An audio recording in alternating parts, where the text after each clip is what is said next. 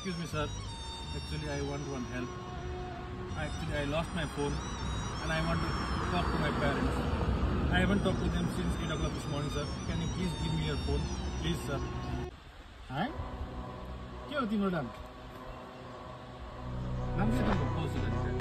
तिम्रो म फरेनर जस्तो लाग्यो के हो तिमी फरेनर जस्तो लाग्यो नेपालीमा बोल न आफ्नो ल्याङ्ग्वेज किन बिर्सेछ मेरो कपाल फुटेको छ सेतै सेतो छ